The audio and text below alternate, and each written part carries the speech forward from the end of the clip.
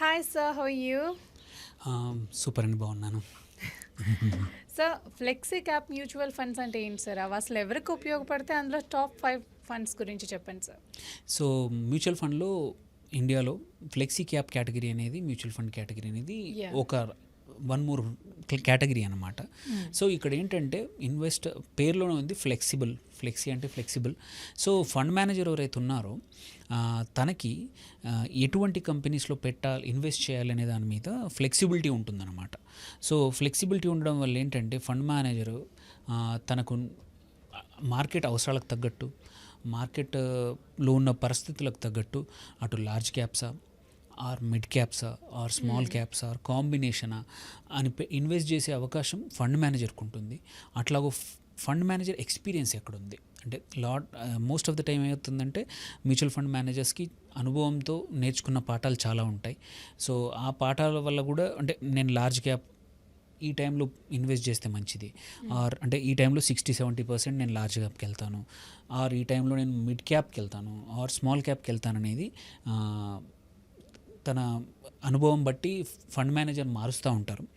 ఈ flexi caps ఎందుకు అనేది నెక్స్ట్ క్వశ్చన్ తీసుకుంటే, ఇవి వచ్చేసి కొంచెం డైవర్సిఫైడ్ అనమాట. జనరల్గా ఏమవుతుందంటే లార్జ్ క్యాప్ ఫండ్స్ కానీ, మిడ్ క్యాప్ ఫండ్స్ కానీ, ఆర్ ఎనీ సెక్టోరల్ ఫండ్స్ కానీ ఒక పర్టికులర్ సెక్టర్ కానీ ఒక పర్టికులర్ మార్కెట్ క్యాప్కి కానీ టార్గెట్ చేస్తూ ఉంటాయి.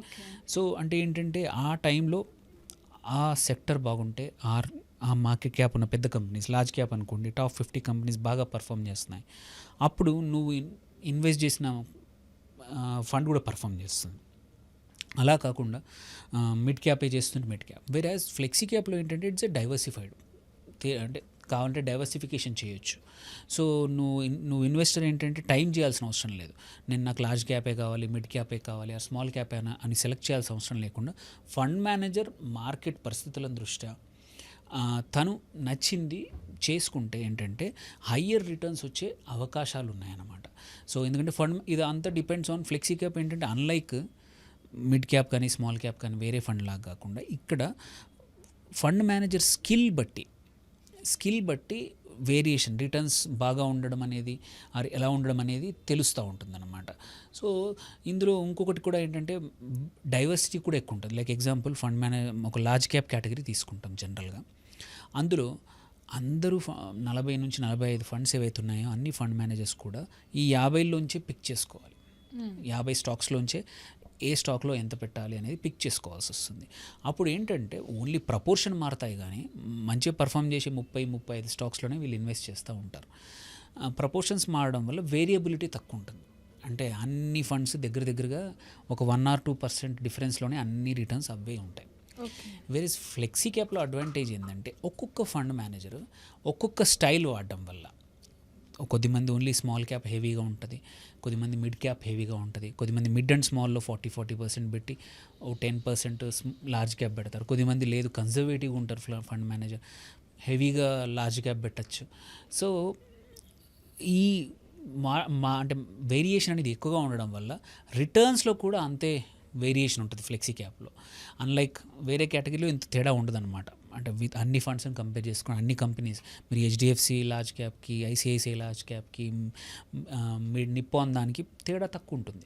బట్ ఇక్కడ చూస్తే అదే హెచ్డిఎఫ్సి ఫ్లెక్సీ క్యాప్కి, ఐసిఐసిఐ ఫ్లెక్సీ క్యాప్కి కానీ వేరియేషన్ చాలా ఉంటుంది. Depends on the style of fund manager, depends on the time of the market. అక్కడ ఎలా ఉంది, వాళ్ళు ఎలా చేశారు.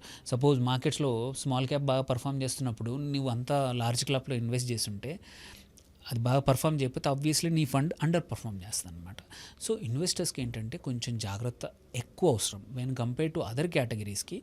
ఈ కేటగిరీలో ఇన్వెస్ట్ చేసేప్పుడు మీరు ఎక్కువ జాగ్రత్తలు తీసుకోవాలి. రీజన్ ఏంటంటే మీ fund manager performance, how dynamic he's, what is he's thinking, తన హిస్టరీ ఏంటి, తన నమ్మకాలు ఏంటి అనేది చాలా more important than other categories అన్నమాట.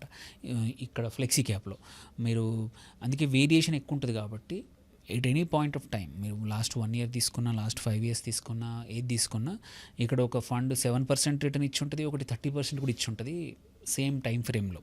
Reason based on how they build there portfolio అనమాట. సో మీరు చూసుకుంటే ఇప్పుడు ఒక 5-6 లాస్ట్ 3 yearsది చూసుకుందాం. 3 yearsలో లాస్ట్ ఏవి బాగా పర్ఫామ్ చేసిన ఫండ్స్ ఏ ఉన్నాయి చూద్దాం. అవి చూస్తే క్వాంట్ ఫ్లెక్సీ క్యాప్ ఫండ్ ఒకటి, ఇది వచ్చేసి లాస్ట్ 3 ఇయర్స్లో 25% యావరేజ్ పర్ యానం ఇచ్చిందనమాట. ఇంకోటి హెచ్డిఎఫ్సి ఫ్లెక్సీ క్యాప్ కూడా ఇంకొక మంచి పర్ఫామ్ చేసింది, 27.43% లాస్ట్ 3 ఇయర్స్ యావరేజ్ రిటర్న్. ఇది very huge fund HDFC flexi cap, nearly 75,000 కోట్ల ఏయుఎం అంటే యాసెట్స్ ఉన్న ఫండ్ అనమాట. సో కన్సిస్టెంట్గా లాంగ్ టర్మ్ నుంచి పనిచేస్తూ ఉంది.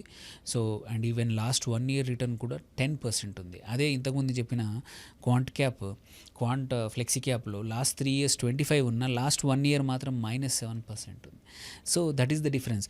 ఇక్కడేమో హెచ్డిఎఫ్సి ఫ్లెక్సీ క్యాప్ ఏమో లాస్ట్ 1 ఇయర్లో 9.5% ఇచ్చింది, వెరాస్ క్వాంట్ -7% ఇచ్చింది. సో వేరియేషన్ అనేది హ్యూజ్ అనమాట. ఈవెన్ ఇంకొక ఎగ్జాంపుల్ తీసుకున్న బ్యాంక్ ఆఫ్ ఇండియాది ఫ్లెక్సీ క్యాప్ ఫండ్ ఉంది, మ్యూచువల్ ఫండ్ది. Last 3 years average 27% per annum. అదే లాస్ట్ 1 ఇయర్ రిటర్న్ మాత్రం -2.64. సో ఇక్కడ మనకి హ్యూజ్ వేరియేషన్స్ అవకాశాలు ఎక్కువ ఉన్నాయి. So one of the popular అందరికీ అంటే ఈ కేటగిరీలో అందరికీ నచ్చిన ఫండ్ ఏంటంటే Parag Parikh flexi cap fund. ఇది లాస్ట్ 3 ఇయర్స్ కూడా మంచి రిటర్న్ ఇచ్చింది, 25+% ఇచ్చింది. లాస్ట్ 1 ఇయర్ రిటర్న్ కూడా 10++ ఇచ్చింది. కాకపోతే ఏంటంటే దెర్ ఈజ్ ఈ ఫండ్ టు సిట్ లాట్ అంటే క్యాష్ మీద ఎక్కువ కూర్చుంటుంది. సో ఒక్కోసారి వర్కౌట్ అవ్వచ్చు ఈ స్ట్రాటజీ. ఈ టైంలో వర్కౌట్ అయింది లాస్ట్ 6 months, ప్రతిసారి ఈ స్ట్రాటజీ వర్క్ అవ్వదు. సో అందుకే మీ ఫ్లెక్సీ క్యాప్ సెలెక్ట్ చేసుకునేప్పుడు కొన్ని చూడాల్సిన అంశాలు ఏంటంటే ఆ ఫండ్ మేనేజరు ఎంత ఫ్రీక్వెంట్గా తన స్ట్రాటజీని మారుస్తున్నాడు, ఎంత అమౌంట్ క్యాష్ మీద కూర్చొని ఉన్నారు, అండ్ అన్ని సైకిల్స్లో టాప్లో ఉందా లేదా, అది more important. Don't chase, especially flexi cap is dangerous if investor కరెక్ట్గా చూస్ చేసుకోకపోతే. వేరే వాటిలో అంత పెద్దగా ఇబ్బంది ఉండదు, ఎందుకంటే వేరియేషన్ 1 or 2% ఉంటుంది. బట్ ఇక్కడ మాత్రం నువ్వు కరెక్ట్ ఫ్లెక్సీ క్యాప్ చూస్ చేయకపోతే నీ returns can be very bad, and that to చాలా రోజుల వరకు నెగిటివ్గా ఉండే అవకాశాలు ఉన్నాయి. అందుకే ఇది డబుల్ ఎడ్జ్ స్వార్డ్. తెలిస్తే తప్ప ఈ కేటగిరీలో ఎంటర్ కాకపోతే మంచిది. ఎంటర్ అయితే మాత్రం చూడాల్సిన విషయాలు ఏంటంటే ఫండ్ మేనేజర్తో పాటు పోర్ట్ఫోలియోతో పాటు కన్సిస్టెంట్గా ఒక ఫండ్ టాప్ క్వార్టైల్లో ఉందా లేదా అని. ఇండియాలో రఫ్లీ ఒక 40 ఫండ్స్ ఉన్నాయి ఫ్లెక్సీ క్యాప్స్. ఈ 40లో నువ్వు సెలెక్ట్ చేసుకున్న fund at any point of time top 10లో ఉందా చూడండి. It doesn't need to be number 1 అవ్వాల్సిన అవసరం లేదు, నంబర్ 2 అవ్వాల్సిన అవసరం లేదు. ఎప్పటికీ 5-6 ఉన్నా పర్లేదు. రీజన్ ఏంటంటే variation is very high. So అందుకోసమే ఈ కేటగిరీ ఈజ్ అంటే ఇప్పుడు ఎస్పెషల్లీ ఇప్పుడు చాలామంది ఇన్ఫ్లుయెన్సర్స్ టీవీల్లో కూడా ఈ కేటగిరీ నుంచి ఎక్కువ మాట్లాడుతూ ఉన్నారు. అందుకే ఈ కేటగిరీని మాత్రం కొంచెం జాగ్రత్తగా ఇన్వెస్ట్ చేయాలి, లేకపోతే మన డబ్బులు మంచి రిటర్న్స్ రావచ్చు అండ్ అత్యవసర రిజల్ట్స్ కూడా రావచ్చు అనమాట ఈ కేసులో. సో ఇది కొంచెం జాగ్రత్తగా ఉండాల్సిన కేటగిరీ. నేను చెప్పిన 3-4 ఫండ్స్ ఏవైతే ఉన్నాయో మంచిగా ఉన్నాయి. ఇంకా ఏమైనా డౌట్స్ ఉంటే కామెంట్స్లో చేస్తే మనం ఆన్సర్ చేయొచ్చు. తప్పకుండా sir. Thank you so much sir. Thank you అండి.